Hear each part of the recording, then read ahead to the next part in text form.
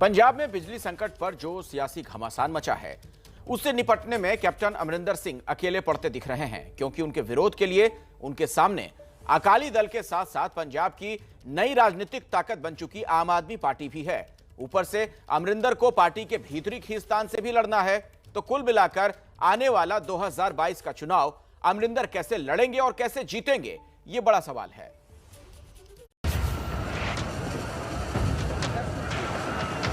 यूं तो पंजाब पुलिस की ये घेराबंदी आपके कार्यकर्ताओं को रोकने के लिए थी, लेकिन कुछ ऐसी ही तैयारी पंजाब में सियासी तौर पर कैप्टन को घेरने के लिए विरोधियों ने भी कर रखी है। ये तस्वीरें उस वक्त की हैं जब बिजली संकट के मुद्दे पर आम आदमी पार्टी के लोग मोहाली में अमरिंदर सिंह के फार्म हाउस का घेराव करने जा रहे थे। रास्ते में पुलिस का भारी पहरा था और प्रदर्शन को दबाने के लिए बैरिकेड के दूसरी ओर से पानी की बौछार का इस्तेमाल किया गया। पंजाब की राजनीति में पहले से ही अमरिंदर सिंह पार्टी के अंदरूनी झगड़े में फंसे हैं। ऊपर से पंजाब में ज्यादा गर्मी से पैदा हुई इस नई प्रॉब्लम ने कैप्टन की परेशानी को और बढ़ा दिया है। कह सकते हैं चुनावी बरस में अमरिंदर के लिए ये बड़ी चुनौती होने वाली है, क्योंकि बिजली को लेकर मच रहा बवाल ऐसे वक्त में हो रहा है जब कुछ दिनों पहले ही अरविंद केजरीवाल ने चंडीगढ़ में जाकर 300 यूनिट तक बिजली फ्री देने का वादा किया। 3 बड़े-बड़े ऐलान हैं। एक, हर घर को 300 यूनिट तक मुफ्त बिजली। 2, पुराने सारे बिजली के बिल माफ और उनका कनेक्शन बहाल होगा। जितने पुराने लोग जितने कट गए सबका कनेक्शन बहाल होगा, सबको सम्मान की जिंदगी दी जाएगी। और तीसरी चीज 24 घंटे बिजली दी जाएगी। ऐसे माहौल में बिजली संकट के चलते पिछले 10 दिनों से कायम अंधकार ने कैप्टन की चुनावी उम्मीदों को बड़ा झटका दिया है, क्योंकि मैदान में आम आदमी पार्टी ही नहीं अकाली दल भी है। कल अमृतसर से लेकर संगरूर तक में अकालियों ने पावर कट के खिलाफ प्रदर्शन किया और अमरिंदर सरकार के खिलाफ हल्ला बोला। कैप्टन सरकार का कनेक्शन तो काट दिया, अब तो सिर्फ वेंटिलेटर पे है। किसी वक्त भी सरकार गिर सकती है। खरीदो फरोख्त शुरू है। अब पंजाब की सड़कों पर अमरिंदर के खिलाफ अकालियों को बीएसपी का साथ भी मिल रहा है। बीएसपी सुप्रीमो मायावती ने गठबंधन धर्म निभाते हुए ट्विटर के जरिए कांग्रेस को उखाड़ फेंकने की अपील की। पंजाब में बिजली के गंभीर संकट से आम जनजीवन, उद्योग धंधे और खेती किसानी पूरी तरह से प्रभावित हुए हैं, जो ये साबित करता है कि वहां की कांग्रेस सरकार आपसी गुटबाजी, खींचतान और टकराव में उलझकर जनहित की जिम्मेदारियों को तिलांजलि दे चुकी है। पंजाब की भलाई इसी में है कि लोग कांग्रेस पार्टी की सरकार से मुक्ति पाएं। जाहिर है सियासी बिसात पर चुनावी बरस में अमरिंदर चारों ओर से घिर चुके हैं। ऐसा इसलिए कि रही सही कसर पार्टी के भीतर से भी सिद्धू पूरी कर देते हैं। जैसे बिजली संकट पर भी उन्होंने ट्वीट किया और अमरिंदर को निशाने पर लिया। पंजाब में बिजली कटौती या आम लोगों के लिए एसी के इस्तेमाल को लेकर मुख्यमंत्री को किसी नियम बनाने की कोई जरूरत नहीं थी, अगर हम सही दिशा में काम करते। यानी विरोधी तो विरोधी अपने भी अमरिंदर पर वार करने से गुरेज नहीं कर रहे हैं और अब उनके सामने इसी चौतरफे हमले से निपटकर कुछ महीने बाद चुनाव जीतने की चुनौती है। बिजली माफ, पानी माफ के वायदे से दिल्ली फतह करने के बाद मुख्यमंत्री अरविंद केजरीवाल चुनावी अश्वमेघ यात्रा पर निकलने को आतुर दिखते हैं। इसी सिलसिले में उन्होंने पंजाब में भी मुफ्त बिजली देने का चुनावी वायदा किया है। लेकिन क्या केजरीवाल का सियासी घोड़ा सही दिशा में जा रहा है? केजरीवाल की सियासी विस्तार की मंशा आखिर है क्या? आपको बताएंगे हमारे वरिष्ठ सहयोगी विजय विद्रोही। पंजाब में सरकार बनेगी तो तीन बड़ी चीजें की जाएंगी। आज मैं 3 घोषणाएं कर रहा हूं। पहली घोषणा, पंजाब में आम आदमी पार्टी की सरकार हर परिवार को 300 यूनिट तक बिजली मुफ्त देगी। अरविंद केजरीवाल ने नया चुनावी जुमला उछाला है या पंजाब पर झाड़ू चलाने का पंच है। ये तो वक्त ही बताएगा, लेकिन इतना तय है कि उनकी इस घोषणा से कांग्रेस, अकाली दल और बीजेपी के खेमों में हलचल है। चाहे तो कैप्टन अमरिंदर सिंह, सुखबीर बादल और जेपी नड्डा केजरीवाल के पंजाबी पंच को प्रपंच कह सकते हैं, लेकिन केजरीवाल के पास दिल्ली का जीता जागता उदाहरण है। बिजली पानी माफ के नारे के बल पर वो लगातार 2 बार 60 से ज्यादा सीटें जीत चुके हैं। 2015 में विधानसभा की 70 में से 67 और 2020 में 70 में से 62 सीटों पर उनकी पार्टी ने कब्जा किया। आज पूरे देश में राज्य सरकारें बिजली की दरों से उलझ रही हैं, वहीं दिल्ली में बिजली मुफ्त है और भरपूर है। ਇਹ ਇੱਕ ਇਲੈਕਸ਼ਨ ਸਟੰਟ ਹੈ। ਇਲੈਕਸ਼ਨ ਜਿੱਤਣ ਵਾਸਤੇ ਕੇਜਰੀਵਾਲ ਸਾਹਿਬ ਕਰ ਰਹੇ ਨੇ।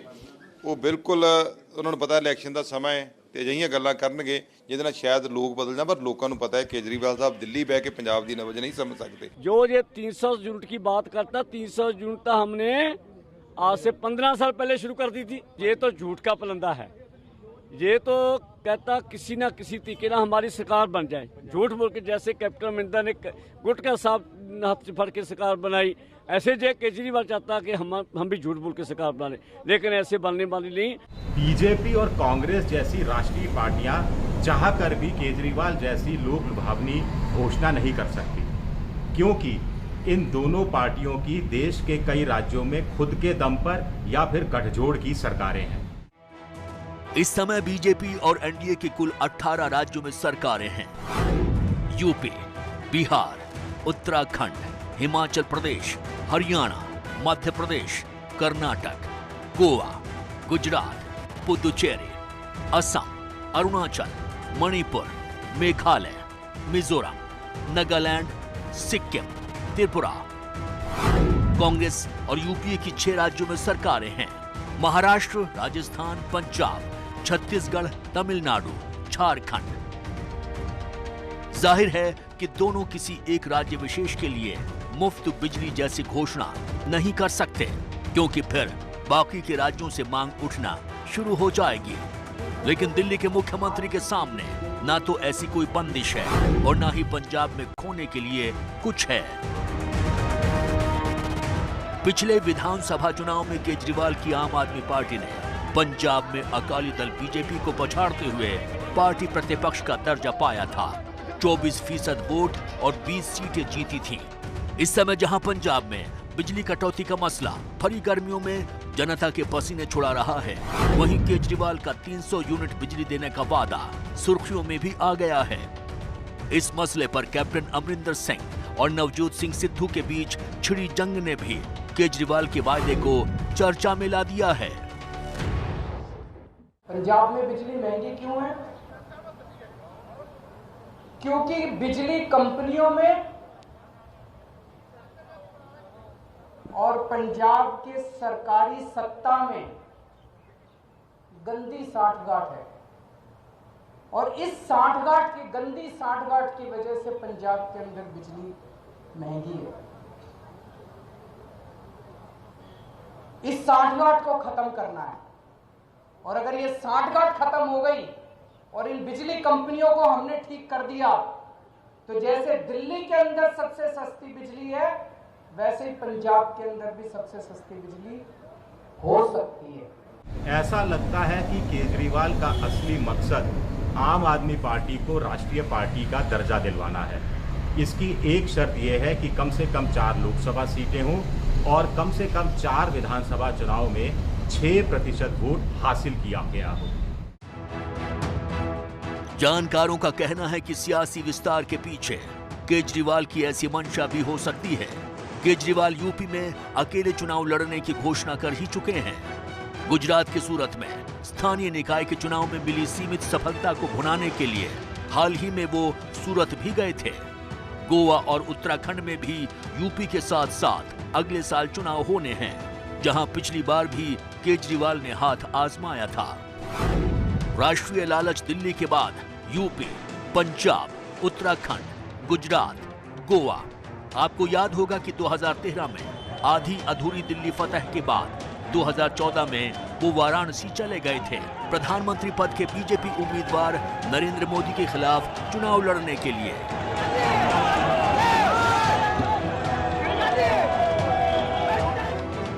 वहां हार के बाद केजरीवाल ने स्वीकारा था कि अब उनका ध्यान पूरी तरह से दिल्ली पर होगा और यहां जनता की भलाई के लिए काम करेंगे। लेकिन आसपास के राज्यों में चुनाव नजदीक है और केजरीवाल ने पंजाब में चुनावी चाल चल दी है।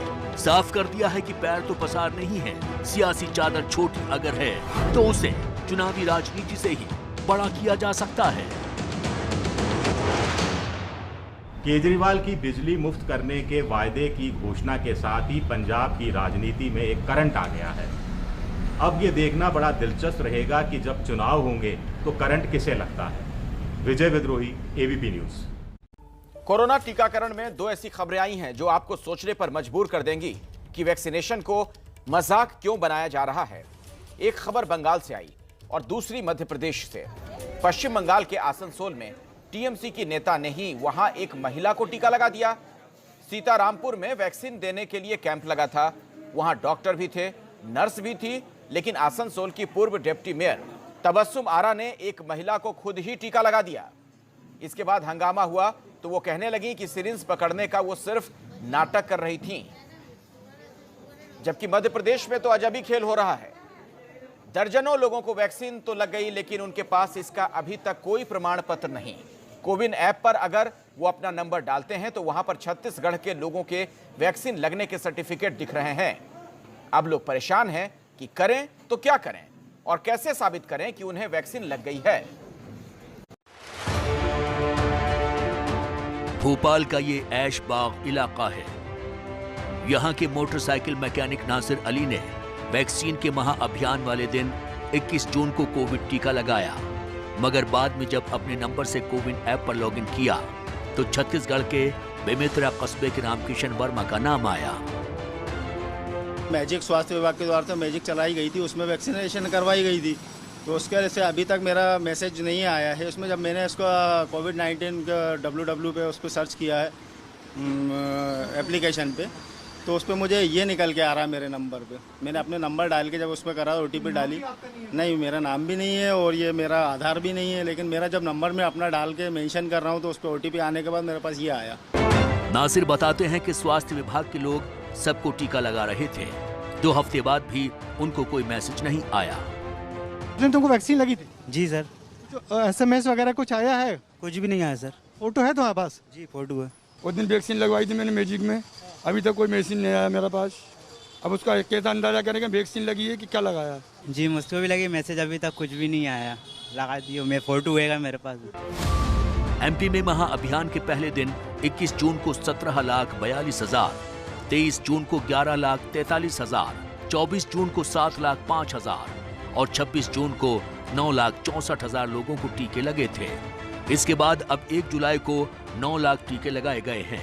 पूरे प्रदेश में अब तक 2.5 करोड़ 30 लाख से ज्यादा लोगों का टीकाकरण हो चुका है। मगर टीका लगवाने के बाद होने वाली ऐसी तकनीकी गड़बड़ियां परेशान कर रही हैं। ये है दयाराम पटवा। जनता कॉलोनी में रहने वाले पटवा और उनकी पत्नी कल्पना को 21 तारीख को भी टीका लगा और टीका प्रमाण पत्र की जगह ऐसी मतदाता पर्ची जैसा पर्चा थमा दिया जिसमें स्थानीय विधायक और बीजेपी के दूसरे नेताओं के फोटो लगे हैं। वैक्सीनेशन की पर्ची है, वो हमें उन्होंने इंजेक्शन लगाया, इंजेक्शन लगाने के बाद पर्ची दी थी। क्या कहा था कि ये जो है वैसे तो उन्होंने 28 दिन का बोला था, ये तारीख दी थी उन्होंने, 9/4 को लग जाएगी, पर मगर फिर कुछ इसके बाद कुछ SMS या कुछ सर्टिफिकेट वगैरह कुछ आया क्या? नहीं आया, कुछ नहीं आया। इसी मोहल्ले में रहते हैं हरीश नेमा। इन्होंने भी टीका लगवाया है, मगर कोविन ऐप में ये रजिस्टर्ड ही नहीं है। पहला डोज तो लगवा चुका हूँ, लेकिन मेरा रजिस्ट्रेशन नहीं हुआ है अभी तक ही। और मोबाइल नंबर, आधार कार्ड सब मैं दे चुका हूँ सेंटर्स पे, लेकिन उसका कोई अभी तक मैसेज मेरे को नहीं आया है। ऐसे मेरे को ऑफिसेज में देना है, शॉप्स में देना है, सर्टिफिकेट्स चाहिए। यदि सर्टिफिकेट नहीं आएगा तो सेकेंड डोज कैसे लगेगा फिर? उधर सरकार टीकाकरण की कमियों के बारे में कुछ सुनना ही नहीं चाह रही। चिकित्सा शिक्षा मंत्री ने कहा कि ये सब अफवाह है जो लोग फैला रहे हैं। हालांकि उन्होंने आश्वासन दिया कि जिनको सर्टिफिकेट नहीं मिले कुछ दिनों बाद मिल जाएंगे। कुछ लोग वैक्सीनेशन प्रोग्राम को कंट्रोवर्शियल करने के लिए इस तरह की बातें कर रहे हैं, पर यथार्थ में ऐसा कुछ नहीं है। ये सुव्यवस्थित सुचारू रूप से प्रोग्राम चल रहा है, पर उसके बाद भी यदि कहीं कोई इस तरह की त्रुटि सामने आएगी तो उसको दिखवा के ठीक किया जाएगा। टीकाकरण में हो रही है बड़ी गफलत की वजह है ये शब्द यानी कि महाअभियान। ऐसे बड़े बड़े अभियानों के नाम पे जिस तरीके से आंकड़ेबाजी करके लोगों को प्रभावित करने की प्रवृत्ति सरकार और नेताओं में बढ़ गई है, उसी का खामियाजा भुगत रही है आम जनता। इस अभियान से जुड़े लोगों का कहना है कि कई दिनों के पुराने आंकड़े मिला के एक दिन में समाहित किए जाते हैं, जिससे एक बड़ा आंकड़ा दिखे और सरकार की वाहवाही हो। यही वजह है कि जनता को कई दिनों तक SMS नहीं मिल पाता और उसको मालूम नहीं है कि हमको कौन सा वैक्सीन लगा है और अगला वैक्सीन कब लगेगा। और ये बड़ी गड़बड़ प्रदेश के कई शहरों में सामने आने लगी है। कैमरामैन होमेन देशमुख के साथ ब्रजेश राजपूत, ABP न्यूज़, भोपाल।